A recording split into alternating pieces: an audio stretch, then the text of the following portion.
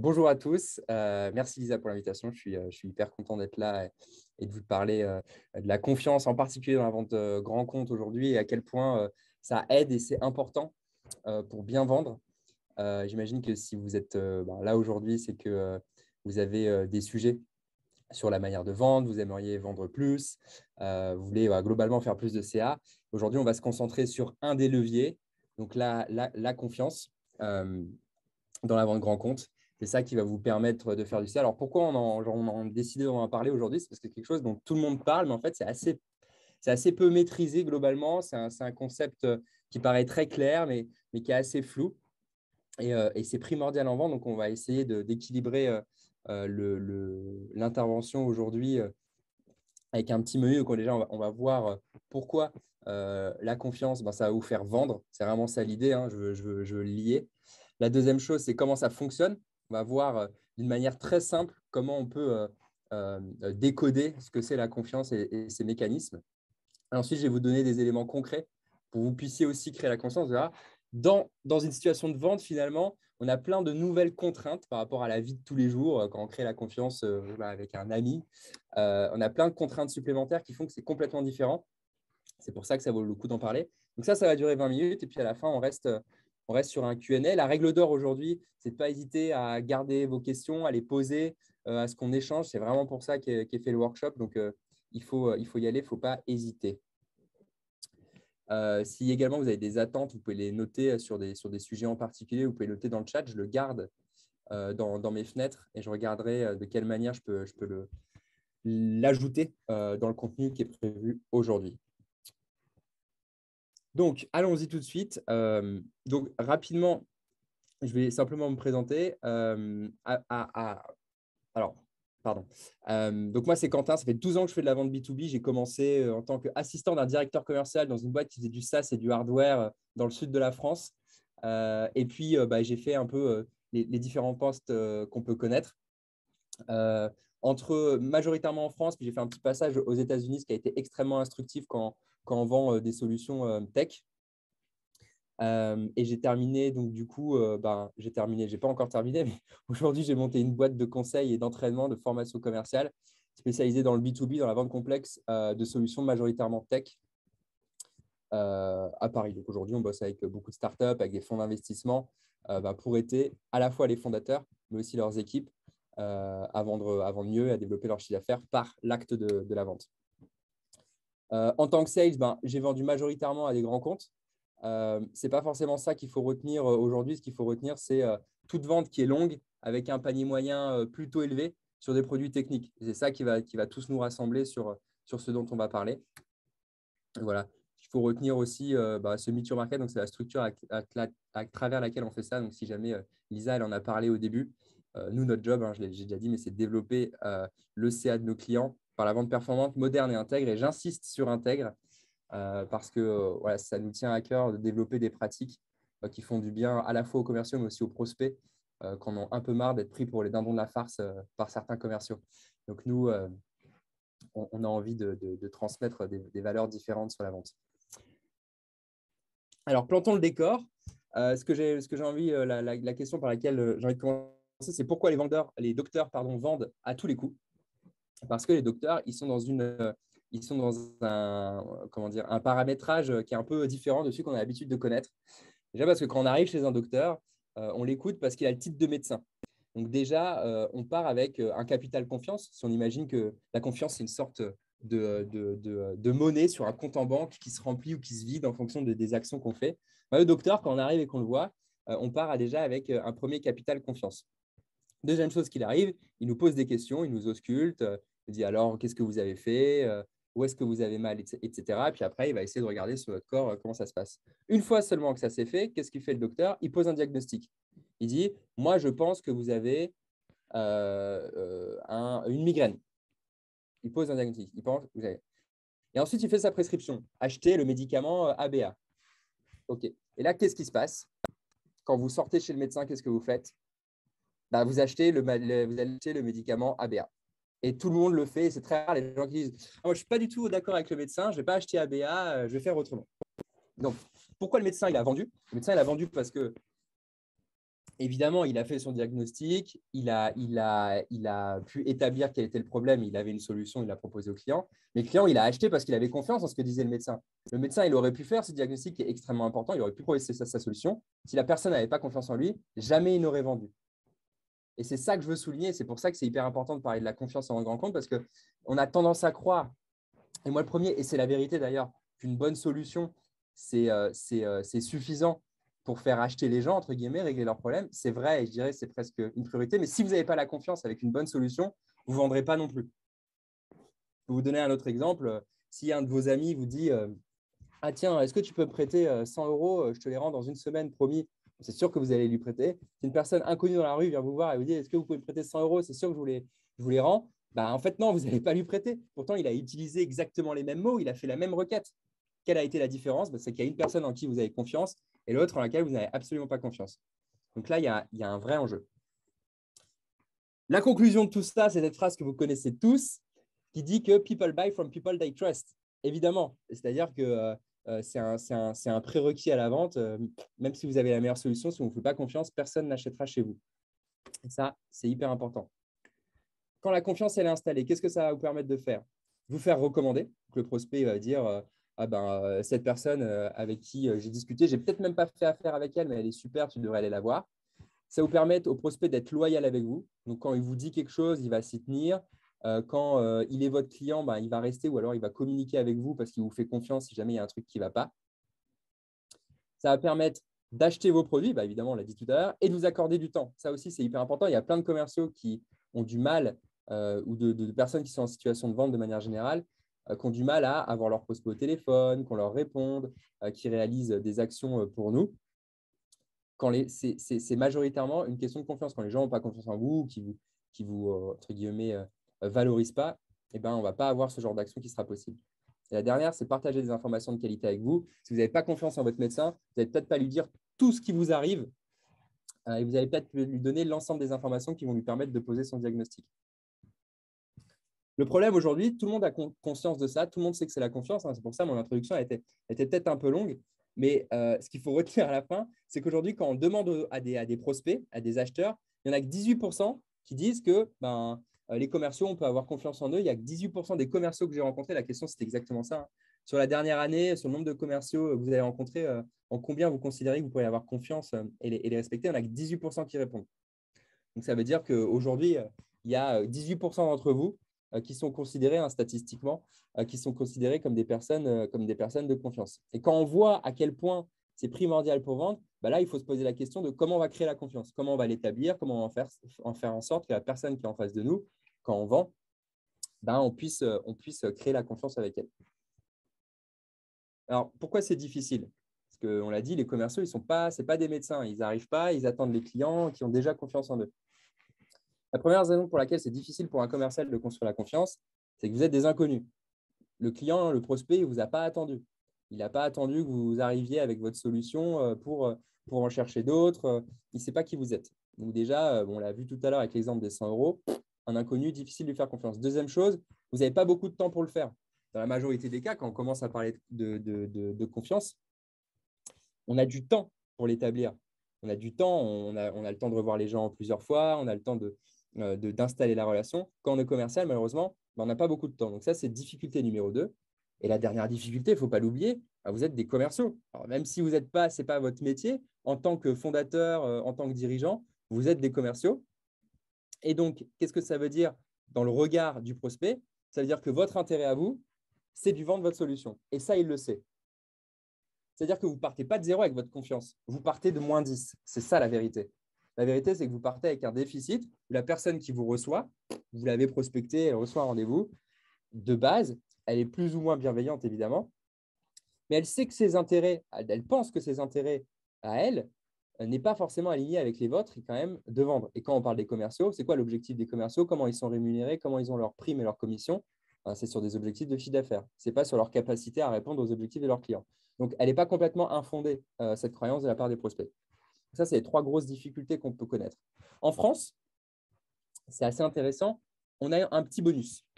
Le petit bonus qu'il y a en France, si je vous montre cette carte, c'est en fait le rapport que les Français ont à la confiance. Donc, la carte ici, elle représente les réponses que donnent les gens à la question qui est inscrite. Donc, d'une manière générale, diriez-vous que l'on peut faire confiance à la plupart des gens et qu'il faut être très prudent dans ses relations avec les gens? Ce qu'on se rend compte, c'est qu'en France, ici, il y a 20% environ des personnes qui pensent qu'on peut faire confiance aux autres.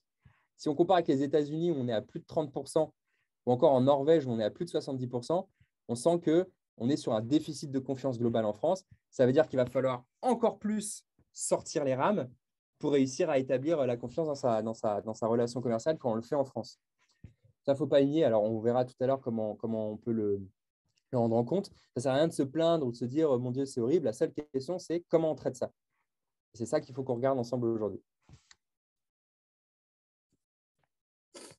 Alors, simplement, on va faire une expérience sur la connaissance des prospects, des acheteurs et ce qu'ils attendent de vous.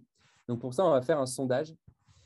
Il y a une enquête qui a été menée par LinkedIn il y a quelques années sur les attentes des prospects. Ils sont allés voir tous les prospects et leur ont demandé qu'est-ce que vous attendez en priorité d'un commercial.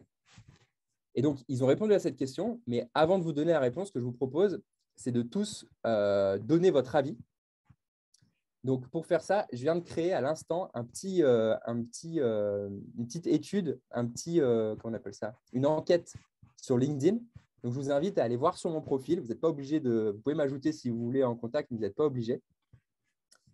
Je viens de mettre sur mon profil, dans mes publications, je vais vous partager la publication directement dans le chat. Voilà. Dans lequel on reprend la question. Je vais vous demander de voter. On va regarder les résultats et puis ensuite, on va regarder la bonne réponse ensemble. Isa, est-ce que tu peux me confirmer que vous avez bien reçu le lien? Yes. Super. Alors, par contre, non, tu l'as mis dans OT Panelis, mais c'est bon, je m'en occupe. Ils ne l'ont pas, eux. Ouais. Voilà. Merde. Mince, pardon. Tout le monde. Ouais, c'est bon, je suis dessus. Super. Voilà.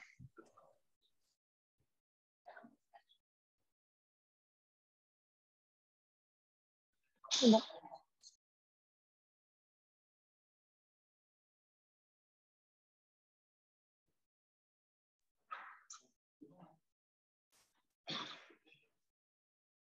Tu peux y aller. Ouais, je suis en train de regarder les réponses qui arrivent.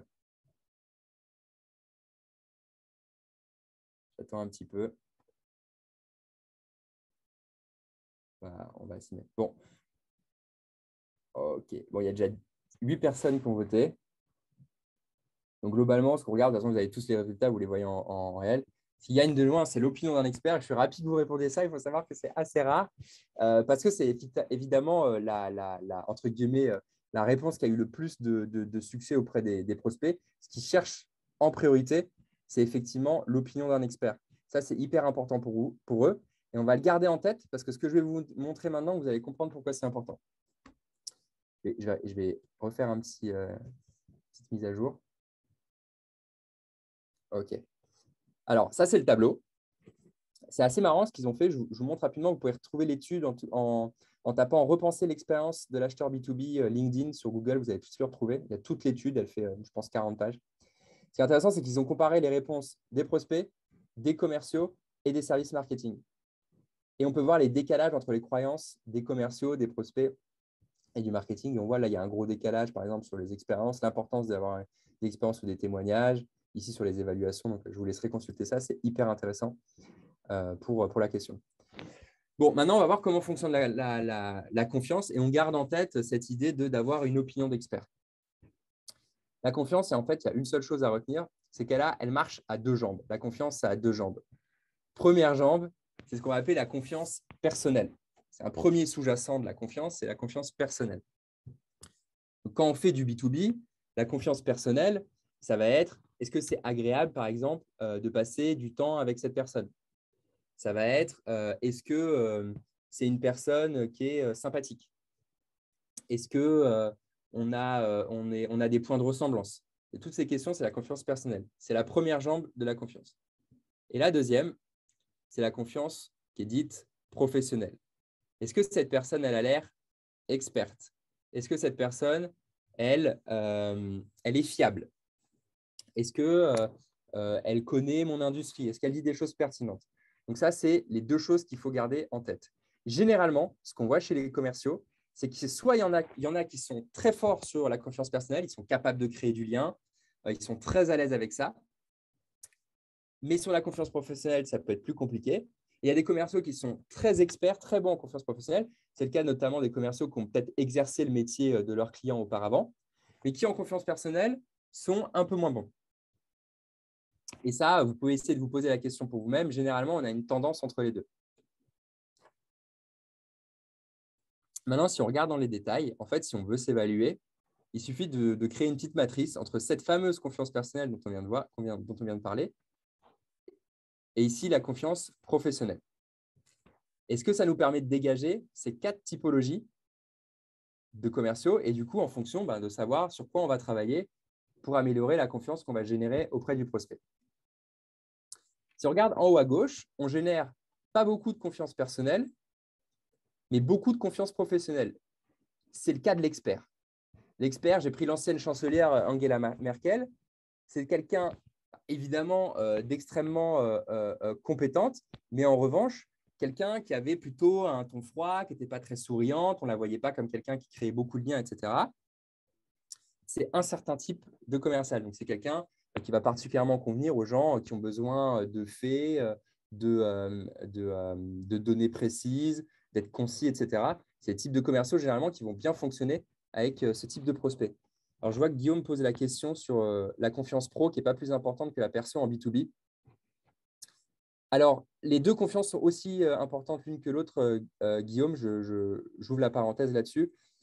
Pourquoi? Parce qu'un acheteur B2B, c'est rien d'autre qu'un acheteur B2C qui passe la porte de son bureau. C'est le même. Il a les mêmes motivations, il a les mêmes enjeux, les mêmes fonctionnements.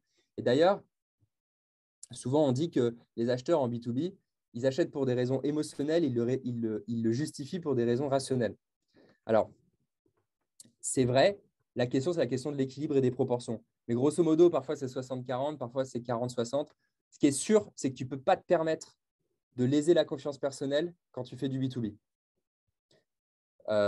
S'il fallait choisir une des deux, je suis d'accord avec toi, il faudrait choisir la professionnelle. Mais vraiment, si les personnes ne vous font pas confiance, ils voient que vous êtes compétent, mais ils ne veulent pas répondre au téléphone, c'est pas sympa de passer du temps avec vous, un minimum. Et en gros, ils disent, celui-là, c'est un enfoiré, mais il sait des choses. C'est pas sûr que vous fassiez le business si en face, il y a quelqu'un qui est peut-être un peu moins crédible, mais qui sait créer plus de liens. Donc, idéalement, il faut les deux. Moi, ici, je suis ici pour vous donner l'image de la meilleure situation possible.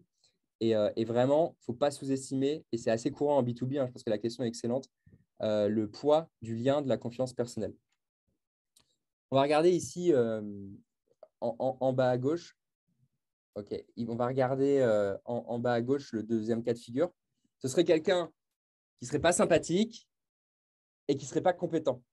Donc là, vraiment, j'ai mis le coyote parce que c'est le pire type de commercial qui soit. On peut se rattacher à rien, on n'a pas de raison de lui parler et celui-là, il va avoir beaucoup de problèmes pour faire du business. Donc, on ne va pas passer trop de temps. En bas à droite, on a quelqu'un qui est très bon pour faire de la confiance, du lien, créer du lien, de la confiance personnelle et qui a un peu moins de crédibilité et d'expertise sur son sujet. C'est le cas de Omar Sy dans son rôle d'acteur dans Intouchable. En fait, c'est quelqu'un qui est assez maladroit, qui ne connaît pas trop son métier, etc. Mais pourtant, il sait créer beaucoup de liens, ça le rend très sympathique et il arrive à créer une vraie relation et de la confiance avec, alors ce n'est pas son client, mais son acolyte dans le film. Donc, mais on sent très bien ce décalage. On sent très bien que c'est quelqu'un sur le lien qui est très fort. Pourtant, c'est quelqu'un sur la crédibilité qui a beaucoup de mal, surtout quand on regarde au début du film.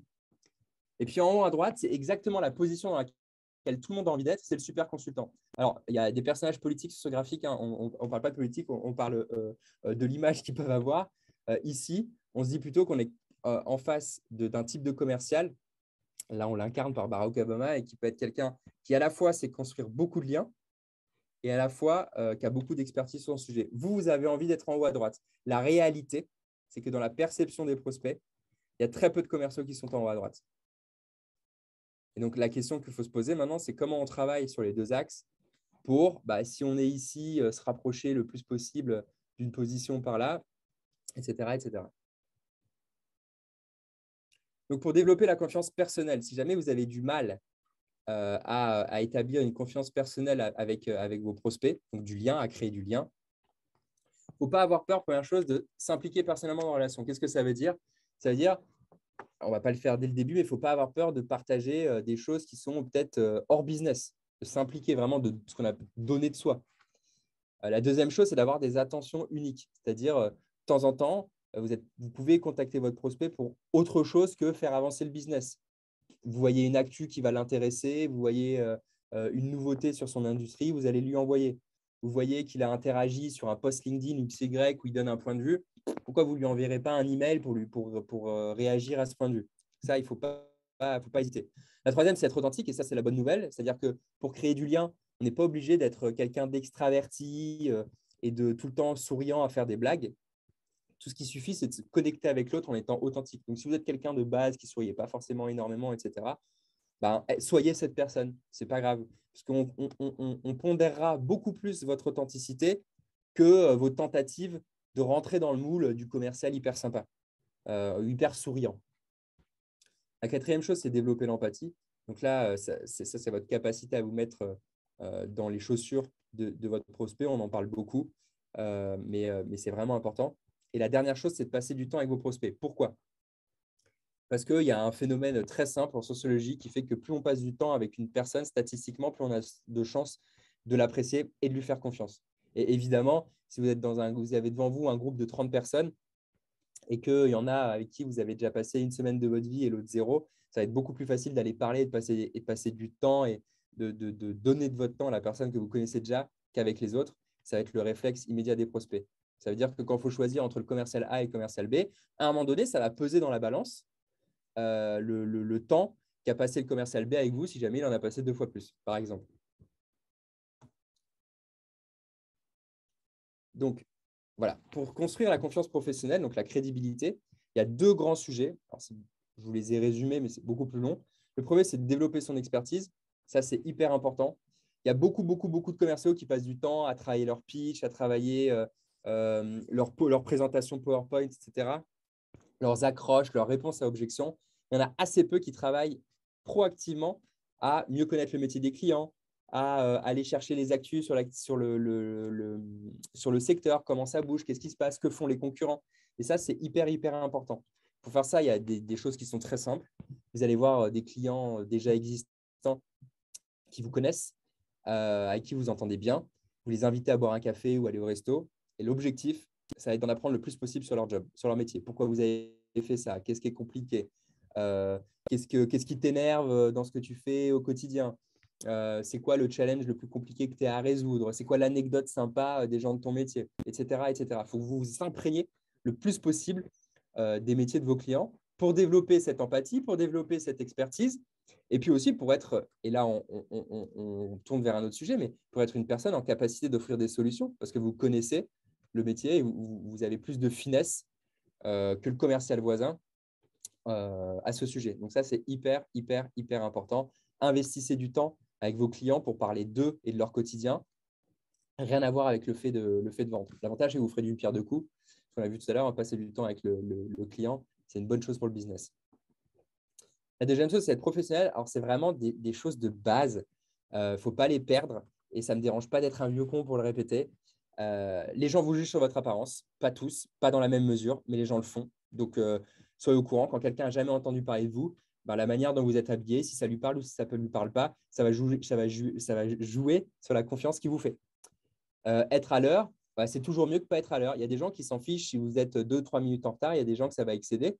Donc, par précaution, soyez toujours à l'heure et faites attention. Ça donne une indication si vous êtes quelqu'un de fiable ou pas. En tout cas, ça la donne du point de vue du prospect. Évidemment, quelqu'un qui est à l'heure en retard de 5 minutes, ça ne veut pas dire que je ne peux pas lui faire confiance. Mais les raccourcis peuvent être vite faits, donc il faut faire hyper attention. La troisième chose, c'est créer ce que j'appelle des jalons de confiance. C'est de faire des promesses à vos prospects et de les tenir. Typiquement, ils vous demandent une info, vous ne l'avez pas. Vous allez lui dire bon, écoutez, je n'ai pas l'info, je vais vous répondre mardi avant le déjeuner ou mardi matin et je vous enverrai le document dans lequel il y aura la réponse.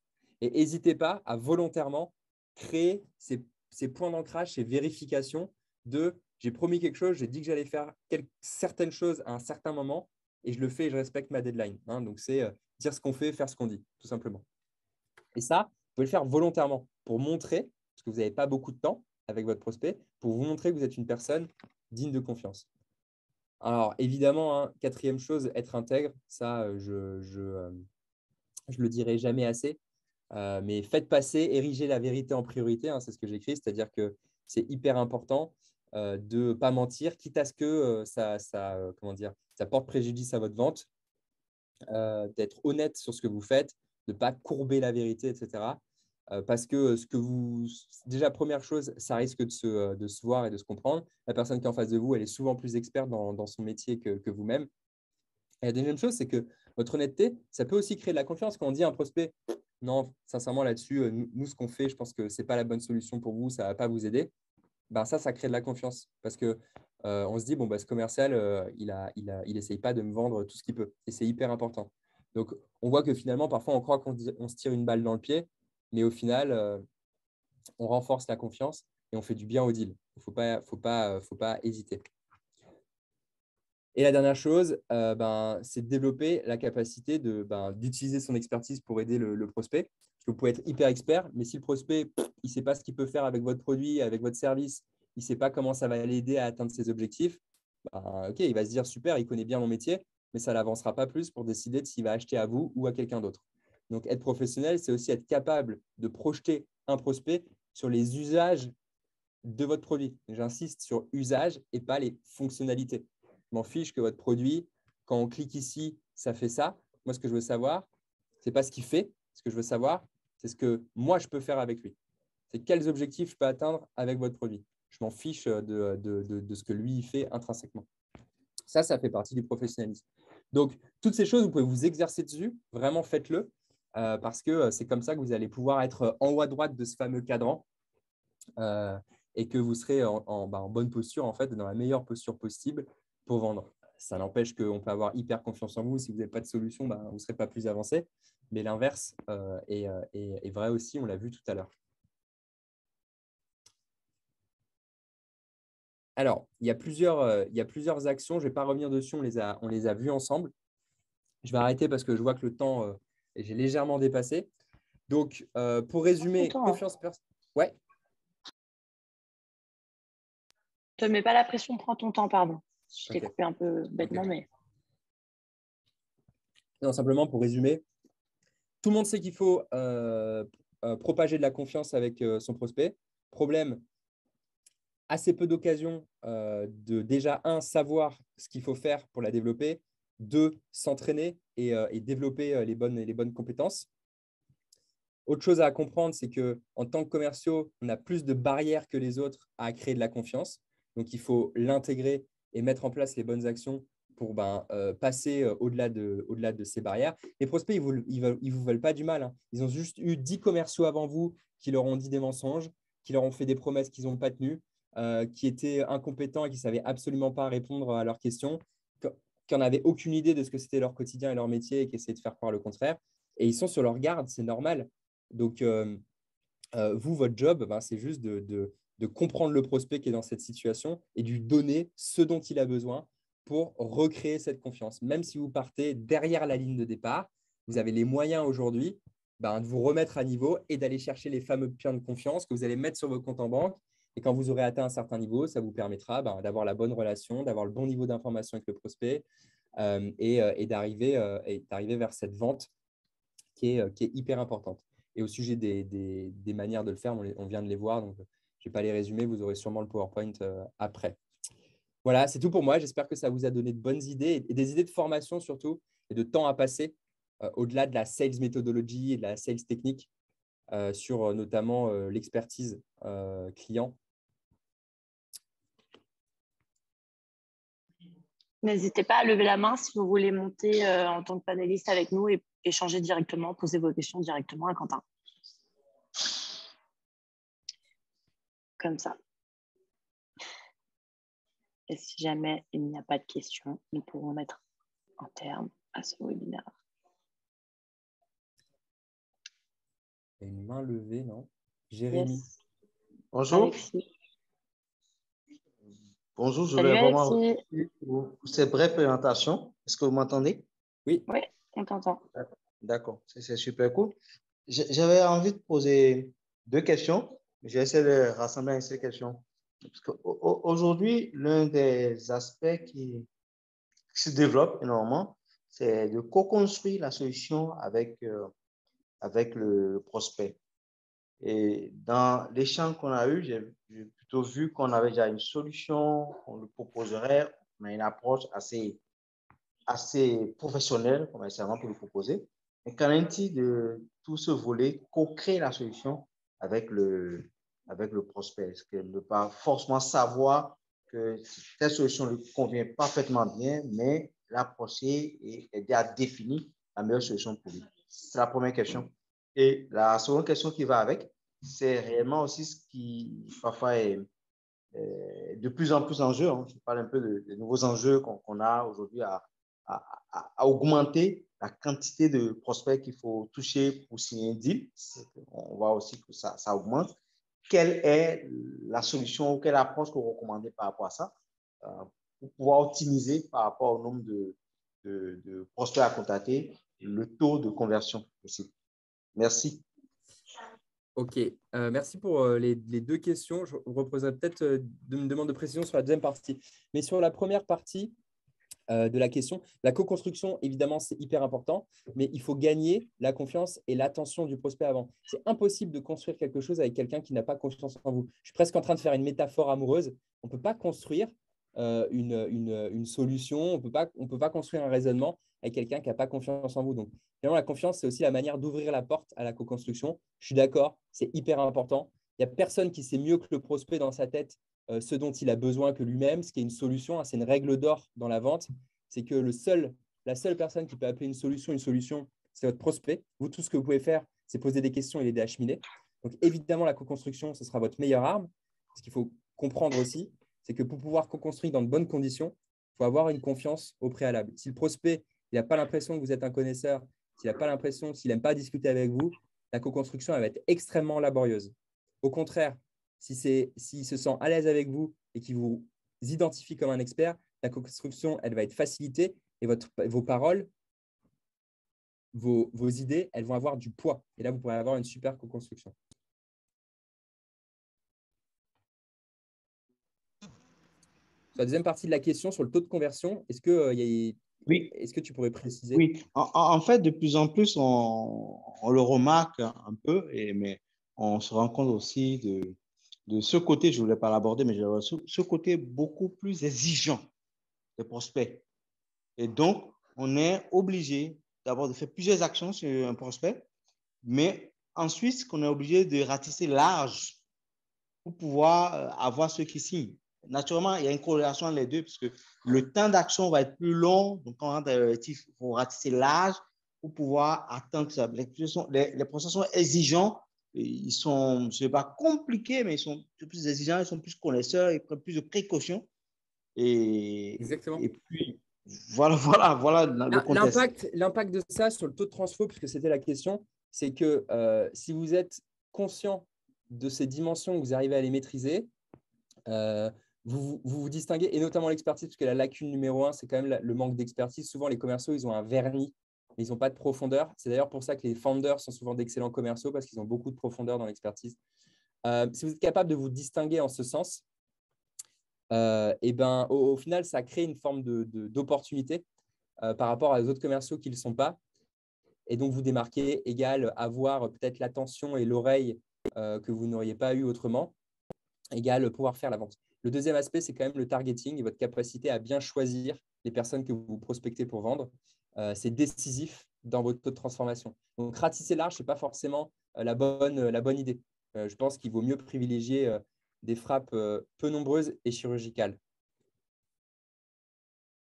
Merci. Les mots sont très clairs, sont aussi forts. Merci beaucoup. Mais je retiens fortement cette frappe chirurgicale. Je l'ai gravé très gros là. Merci. On a une question de Jérémy qui demande si, lorsque l'on a un rendez-vous avec une entreprise, essayer d'avoir des opinions d'autres collaborateurs de l'entreprise sur les besoins est une bonne pratique. Ouais, alors c'est une très très bonne pratique. C'est particulièrement vrai dans les ventes grands comptes où c'est multi-interlocuteurs. Aujourd'hui, c'est 7 personnes en moyenne qui participent à une décision dans un grand compte. Donc, on voit que c'est important. Quand on discute avec quelqu'un, on n'a qu'un point de vue, on a une partie de l'image. Et plus on a de points de vue différents, plus on a l'image globale, évidemment. Et ça permet d'effectuer les bonnes actions, de comprendre les dynamiques dans l'entreprise et de proposer des solutions qui sont adéquates et qui tiennent compte des contraintes de chacun. La difficulté, c'est d'accéder à ces personnes. Quand vous y arrivez, évidemment, on ne va pas se priver. Si vous n'y arrivez pas, vous pouvez demander directement à la personne. Par exemple, moi, j'ai rendez-vous avec un chef de projet et je sais que j'ai aussi un acheteur, son directeur dans la boucle. On va lui demander, monsieur le chef de projet, qu'en pense votre directeur? Une question très simple, parfois on n'a pas accès et on peut déplacer la question et ça donne un autre point de vue. Donc oui, il ne faut pas hésiter. Plus on a de points de vue, mieux c'est. Après, l'idéal, c'est de se concentrer sur les gens qui décident parce que même si on a le point de vue de tout le monde, à la fin, si le décideur n'est pas d'accord, ça peut être compliqué que la décision se fasse. Donc, je crois qu'on peut dire qu'il y a des opinions qui valent plus que d'autres dans le contexte du grand compte et des décisions multi-interlocuteurs. Très cool, merci Quentin. Est-ce qu'on a d'autres questions avant de fermer ce webinaire? J'ai l'impression que non. Ah, Pierre, dans ces 4 figures de vente grand compte, comment faites-vous un mapping de qui fait quoi au sein de l'orga et comment accéder aux bonnes personnes? Alors, sur la vente grand compte, le mapping aujourd'hui, il y a plusieurs solutions. Si vous n'avez parlé à personne pour l'instant dans votre compte, sincèrement, c'est LinkedIn. Vous avez votre persona, vous savez que vous discutez avec les directeurs de la transformation. Vous allez chercher le directeur de la transformation. Et souvent, sur LinkedIn, sur le côté, vous avez des suggestions et vous comprenez comment est construit l'organigramme. Vous allez soit le reproduire dans un PowerPoint, dans un Excel ou autre. Soit vous pouvez utiliser une fonctionnalité de LinkedIn sur Sales Navigator où vous pouvez recréer un organigramme. Ouais. Donc ça, c'est une solution pour le faire. L'idée, c'est que vous n'allez pas être sûr. Donc, vous allez émettre des hypothèses sur la manière dont est construite l'équipe et les relations hiérarchiques entre les gens. Et quand vous allez faire vos premiers rendez-vous, l'un de vos objectifs, ça va être de valider ou d'infirmer ces hypothèses. Donc, vous pouvez dire à votre procès, j'ai compris que Monsieur X avait tel rôle, etc.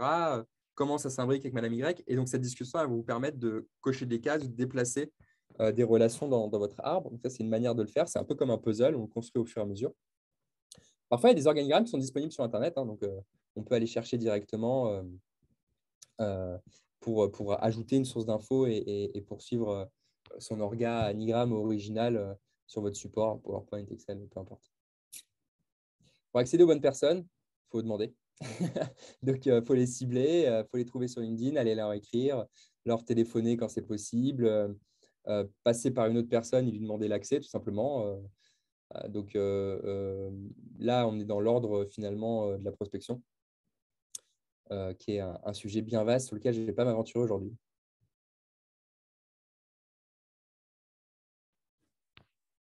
Merci pour tes réponses, Quentin. Je pense qu'on est bon. Putain, encore. Ah, Super. mais on a du suspense. Estelle qui nous remet, qui vient de la main. Oui, je voulais juste, Quentin, rebondir et revenir un petit peu sur vraiment la question de la confiance. Tu as parlé beaucoup d'intégrité, d'honnêteté. Et en fait, on comprend bien que là, on est sur un process à long terme. On est aussi sur le fait de se construire une réputation, hein, parce que aujourd'hui, on vend dans la société X. Demain, on va changer d'employeur. Notre réputation, c'est quelque chose qui va nous suivre. Je suis souvent étonnée que ça ne soit pas une considération plus importante pour les commerciaux. Oui, ta question, c'est pourquoi les commerciaux ne pensent pas assez à leur méthodologie et l'impact qu'elle a sur leur réputation à long terme. Je ne sais pas, moi, c'est quelque chose que j'ai toujours en tête. Je m'inquiète toujours de ma réputation et c'est pour ça que j'essaye du coup d'être une commerciale intègre et honnête parce que je me dis que si je mens un jour, c'est des choses qui vont me suivre et qui vont participer à une mauvaise réputation potentiellement, tu vois. Oui, absolument. Alors, il y a toi qui es touché, il y a ton entreprise à court terme qui va l'être et sa propre réputation. Il il y a plein de choses qui font que je pense qu'on n'a pas intérêt à le faire. Après, il faut aussi comprendre. En tout cas, dans l'état d'esprit, se dire que quand il y a des commerciaux qui ont besoin de faire leurs chiffres, etc., parfois, comme ça ne s'est pas vu, ça pousse à des comportements qui ne sont pas forcément idéaux, mais évidemment, le poids de ce que tu fais, il faut regarder plutôt le poids de ce que tu fais à moyen long terme pour comprendre, au-delà de l'intégrité d'une honnêteté, je dirais, pure, pourquoi c'est un vrai vecteur de performance aussi d'être ce type de commercial-là. Après, de manière générale, et surtout en vente grand compte, les commerciaux vraiment qui filoutent, etc., généralement, ils ne sont pas de bons commerciaux, ils n'y arrivent pas, tu vois, ils essayent. Mais moi, ce que je constate, c'est que les meilleurs commerciaux, ils ont ce type de comportement. Parce que quelqu'un d'un peu costaud dans une grande boîte, il va voir ce que tu essayes de faire, il va dire oui, ok, merci de m'avoir reçu, à bientôt, il ne va plus jamais vous répondre. C'est ça la vérité. Et jamais un client, ou alors une fois dans votre carrière, ça vous arrivera et vous sourirez et vous penserez à moi, vous dira, je n'achète pas à vous, ou j'ai décidé de ne pas poursuivre le process parce que je n'ai pas confiance en vous, parce que j'ai l'impression que vous me mentez. Ça n'arrive pas. Les prospects, ils inventent des raisons, ils arrêtent de vous parler ou vous disent on n'a pas le budget, ce n'est pas le bon moment, on n'a pas de besoin. Alors que peut-être que c'est juste parce que, entre guillemets, ils ne vous sentaient pas, ils n'avaient pas confiance en vous. Et ce feedback-là, ils ne vous le feront pas. Donc, c'est pour ça aussi que c'est très compliqué la notion de confiance, c'est qu'on ne peut pas avoir de feedback dessus. Si vous avez un problème de pricing ou de solution, le client, il va vous le dire. Si vous avez un problème de confiance, il ne vous le dira jamais.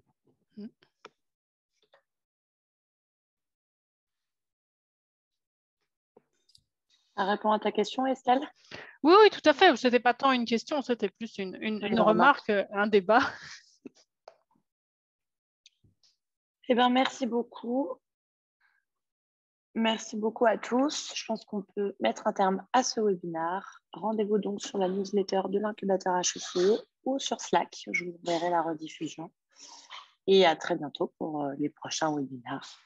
Merci à tous. Merci Quentin, c'était top. Bye bye. Bye.